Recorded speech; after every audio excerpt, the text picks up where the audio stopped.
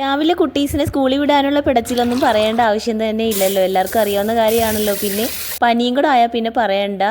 രാവിലെ എണീറ്റപ്പോൾ throat infection കാരണം വയ്യാത്ത കാരണം ഞാൻ പിന്നെ ശർക്കരയൊക്കെ ഇട്ടിട്ട് ഒരു തുളസി കാപ്പിയും ഉണ്ടാക്കി കുടിച്ചു. അതിനുശേഷം ചോറൊക്കെ തിളപ്പിച്ച് ഇതാണ്ട് റൈസ് കുക്കറിൽ വെച്ചിട്ടുണ്ട്. ആ സമയം കൊണ്ട് ചെറുപയറൊക്കെ ഒന്ന് വേവിച്ചെടുത്തിട്ട് അതൊന്ന് മെഴുക്ക് പുരട്ടിയാക്കി വെച്ചു. അതിനുശേഷം ഞാൻ രാവിലത്തെ ബ്രേക്ക്ഫാസ്റ്റിൻ്റെ പരിപാടികളൊക്കെ നോക്കുവാണ്. അപ്പോൾ ഞാൻ രാവിലെ ഇന്ന് റവ പുട്ടുണ്ടാക്കാമെന്ന് കരുതി. അതാകുമ്പോൾ എളുപ്പപ്പണിയാണല്ലോ, പെട്ടെന്ന് കഴിയുമല്ലോ.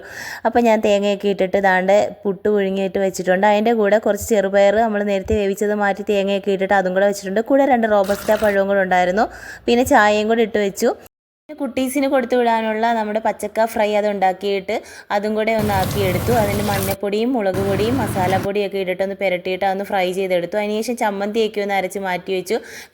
പിന്നെ ചോറൊക്കെ വെന്ത് വന്ന് ചോറൊക്കെ താണ്ട് ഒന്ന് ഊറ്റിയിട്ടു. അതിനുശേഷം ലഞ്ച് ബോക്സിൽ പാക്ക് ചെയ്യുന്ന പരിപാടിയും കൂടെ ഉള്ളായിരുന്നു. അപ്പോൾ വീഡിയോ ഇഷ്ടമായെങ്കിൽ ഒന്ന് കൂട്ടാക്കണേ. നാളെ കാണാം. ടാറ്റാ.